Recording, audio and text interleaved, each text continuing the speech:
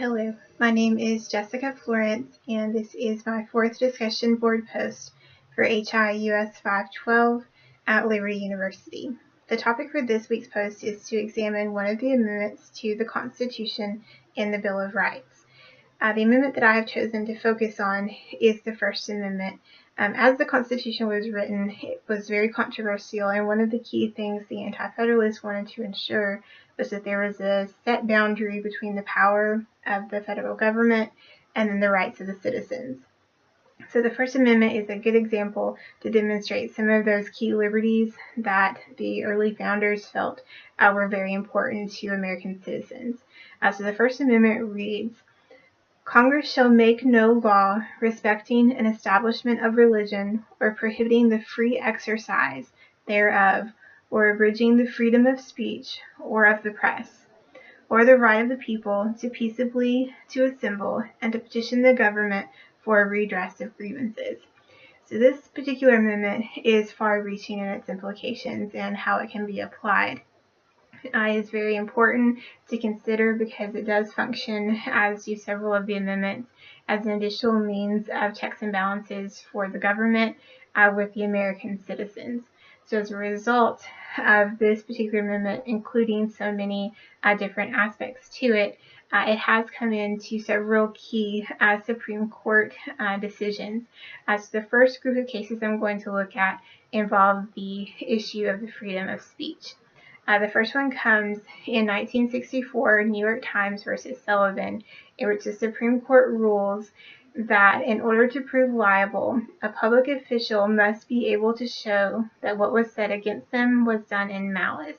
So this is a controversy between a police officer and a publication that came in the New York Times, and the New York Times did win the case in the fact that they were given the approval that they had not violated the First Amendment, and in fact the officer would have to accept what was said against him, and what was printed was just in relation to the freedom of the press and also the freedom of speech. The next case is Bethel School District number 43 versus Frazier in 1987. This case, it was stated that students do not have a First Amendment right to make obscene speeches in school. So this case really upheld school policy in that if a student broke a particular rule, such as using provocative language, and the student was punished, then that was not in violation of the First Amendment. The next cases deal with the freedom of religion. The first one is Engel versus Vitale, 1962, and this stated that school-initiated prayer was in fact in violation of the First Amendment. At this time, New York State did have school-initiated prayer every morning, and the Supreme Court ruled that this was in violation of the freedom of religion. The next case is an extension of Engel versus Vitale that comes in 2000 with Santa Fe Independent School District versus Doe, in which the Supreme Court ruled that students may not use a school's loudspeaker to offer student-led prayer. So because the school is funded by the government, any equipment that the school has cannot be used to support any type of religious activity. The next cases address symbolic free speech, and the first one is Tinker versus Des Moines, 1969, in which the Supreme Court ruled that students do not leave their rights at the schoolhouse door.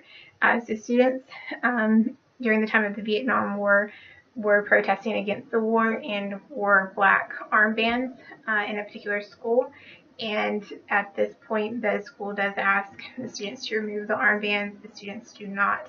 And eventually this case makes its way to the Supreme Court. The school did, according to the Supreme Court, violate the students' First Amendment rights to express their opinion.